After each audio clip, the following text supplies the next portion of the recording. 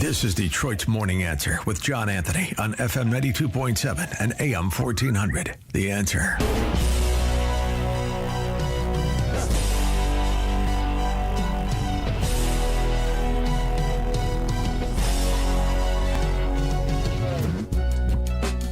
You spoke about Netflix last night, saying you have concerns about them. I know the companies very well. I know what they're doing, but I have to see what percentage of market they have. We have to see the Netflix percentage of market, Paramount, the percentage of market. I mean, none of them are particularly great friends of mine. You know, I want to do what's right. It's so very important to do what's right. Paramount deal is supported by Jared Kushner, Mr. President. Would that impact your decision? If Paramount is, I don't know. I've never spoken to him about it. He's really trying to work on Gaza. I think his primary thing is Gaza. Welcome back to Detroit's Morning Answer with John Anthony. That was President Trump being questioned about this merger that's getting ready to happen between Netflix and Warner Brothers. So I had to have. He's just a regular of the show now, because anytime stuff like this comes up and a lot of the pertinent and major things that happen, I have to have my friend Bill Walton. You know why? Because he's one of those rare Americans whose influence stretches across, check this out, finance, culture, politics, and the arts.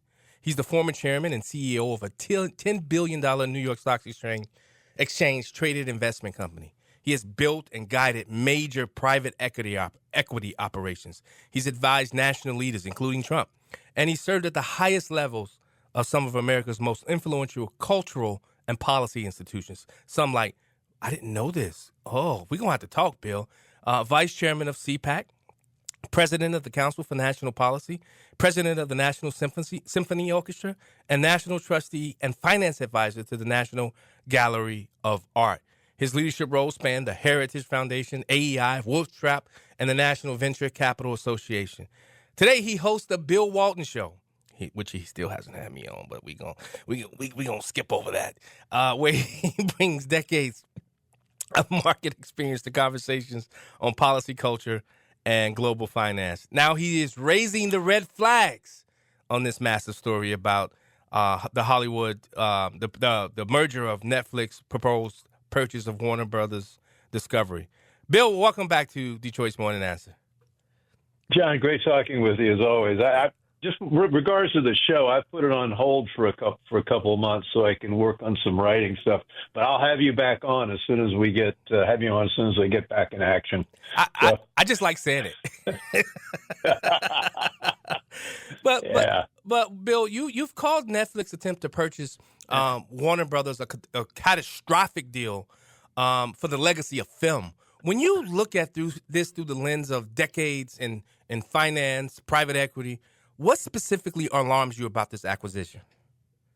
Well, number one, this is probably the most complicated subject you and I have ever talked about. Matter of fact, it's the most complicated thing I've ever tried to grapple with, because this has all the elements, and this is one of those situations where what you think about this deal depends on where you sit. This has Hollywood versus Silicon Valley. This has the creatives versus the financiers in Hollywood. This has Republicans versus Democrats. This has antitrust considerations, and you ran that clip of Donald Trump talking about antitrust and whether the too much market share. Well, then you've also got the fact that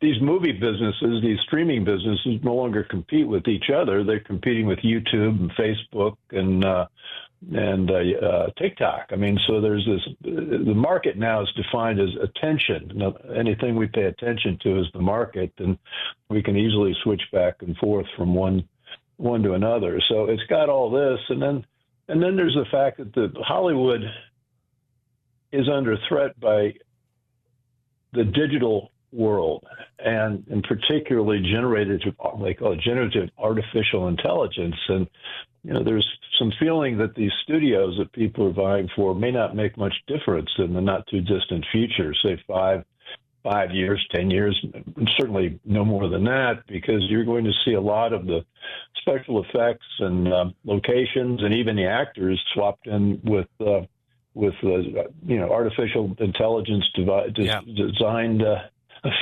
actors. So, it's not and so I think the Netflix acquisition of Warner Brothers Discovery accelerates that trend. Yes. And the other thing it does, if you like going to your local movie theaters, Netflix doesn't release its films through movie theaters. Warner still does. If Netflix takes over Warner and shuts that piece down, it's going to kill the movie theaters, because they need a certain number of movies to release every year. Yeah. I think a lot of people are not talking about the cultural aspect of this. Let's say Netflix absorbs Warner's massive library of American cinematic history. How does that change who controls cultural memory in this country? Well, I'm happy about that, because the library contains a lot of great old films from the 30s, 40s, 50s, and 60s, which embody the values that I think are important. And so it might actually have a good effect in that case.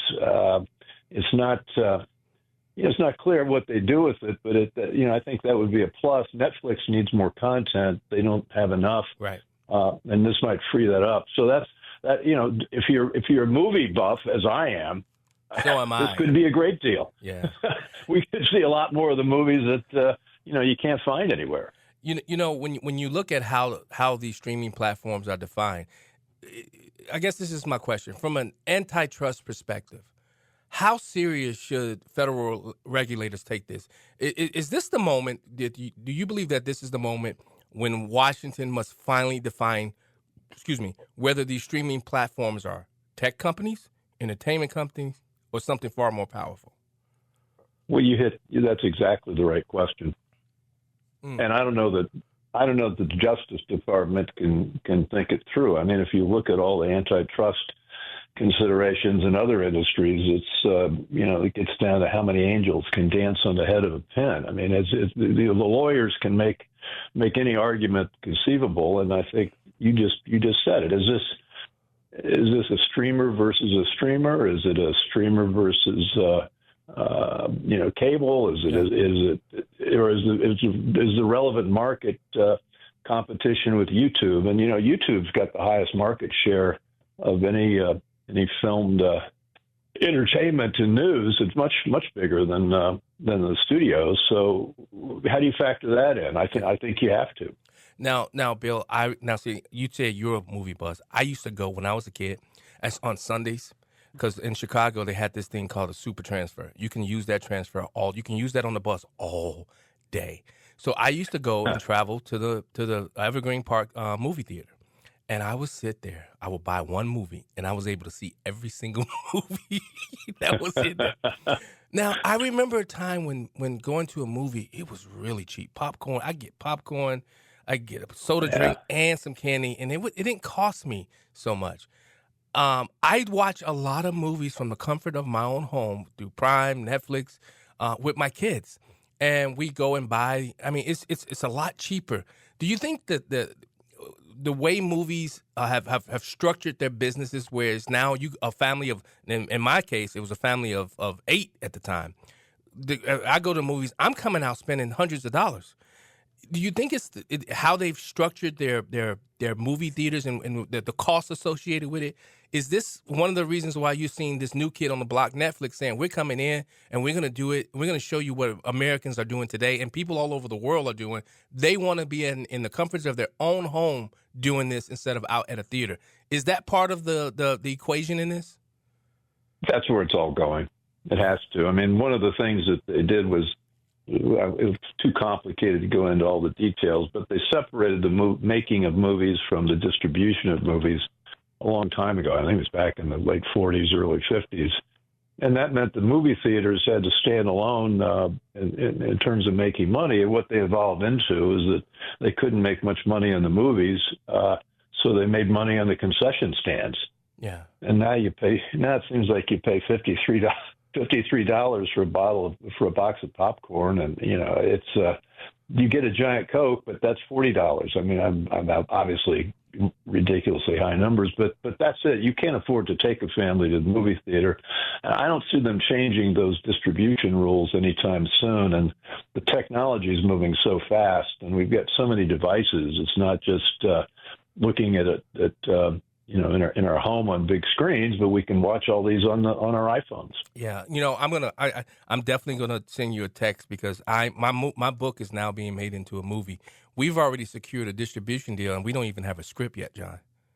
I mean, Bill, we don't even have a script yet, and we got a distribution deal. Well, you've done the most important part of it. I've produced a few feature films, and distribution is absolutely the number one thing that you got to get done, and it's the hardest thing to do. So congratulations. Thank you. That's great. Can I be petty real quick? I want Petty John to come out just real quick. Now, I just had Scott Jennings on the show, and he talked about the other day. The discussion on the Abby Phillips show was about President Obama being called a war criminal, and Scott Jennings said, "No, President Obama is comfortable making movies in Netflix." Now, here's the petty part.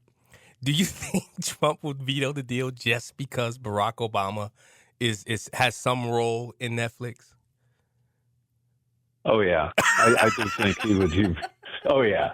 I also think, CNN's in play as part of this, and I can't, CBS and CBS is also in play. And, if anybody can tell you who owns what in Hollywood, they're lying, because there have been so many deals done in the last 50 years and these, all they do is, trade back and forth. Anyway, CBS and CNN are in play, and Trump's going to care about who's going to change the coverage of him. Yep. So it's not some abstract antitrust approval. It's whether Donald John Trump thinks he's going to get a good outcome personally.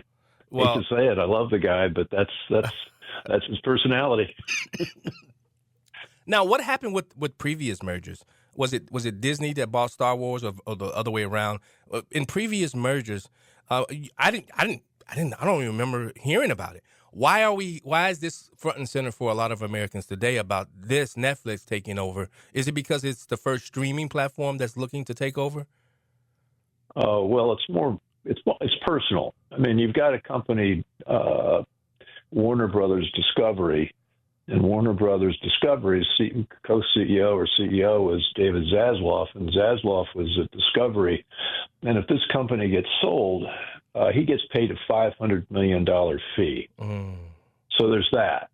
And then on the other side of it, you got the Ellison family, big supporters of Donald Trump, and they've just took control of Paramount, I believe, last summer. And David Ellison's a young man on the hurry, and he immediately got to work trying to buy Warner Brothers. And so they put it in play, and there was many, many bidders looking to buy this, and then Netflix stepped up, and Netflix has got a better balance sheet and more cash, and they've also got a really, as we've talked about, I mean, if you're a pure capitalist, Netflix buying Warner Brothers and getting access to the film library, they don't have to make any more movies. They can just live off of what the intellectual property that they're buying. So it's as I said, it depends how you see it. Depends on which hat you want to put on. And I, unfortunately, personally, worrying about seem to be, I can give you 6 points of view about why I like it or why I don't like the deal. And the other thing to keep in mind is antitrust review is going to take a year and a half. Yeah. And one of the things that people are saying, well, if that happens, Warner Brothers has got to freeze its operations. They can't do anything, anything creative outside of what they're doing right now, because the Justice Department lawyers are going to have to, inspect them. So you're taking one of the studios out of play. And, there's that. I mean, but stepping back, it's the financiers versus the creatives. It's technology versus old Hollywood. And I think in the end, technology is going to win this. Yeah. And I certainly hope the financiers don't win it, even though I've got that background myself. I hope the creatives win it. And, we've got to be really concerned about the quality and the politics of what the entertainment industry is going to show us. I know you got to go, but I want to one last question because I've talked to a few Michigan filmmakers and people that are in the film industry. Michigan has made like this major push to revive its film industry, and there are a lot of local creators who depend on multiple buyers in the marketplace. What does a consolidated Hollywood mean for these Midwest-based filmmakers and studios? Bad news. Oh. Sorry, Michiganders. I mean, consolidation is only going to hurt people that are trying to sell because they're going to have fewer people to get to compete for what they're creating. So it's not good news. Now, that can be changed we don't know where this technology is going. And so what we think is a bottleneck right now might get opened up by, things we can't conceive of now as distribution channels. So it's bad news right now. It could be, it might be irrelevant 3 years from now. Well, that makes sense. Well, Bill, I know you got to go. Thank you so much, Bill Walton, former chairman and CEO of a $10 billion New York Stock Exchange traded investment company. I always love having conversations with you. So it's fantastic. Bill Walton, I promise you today I'm going to send you a text because I got a few questions and maybe you can help me out with that, if that's okay. Sure. Right. I'd love to. I'd love it. I've been in that independent film business, so if you want to talk, that'd be great. I would love it. Bill Walton, thanks so much for joining us on Detroit's Morning Answer. Have a Merry Christmas if I don't talk to you before Christmas, and a Happy New Year.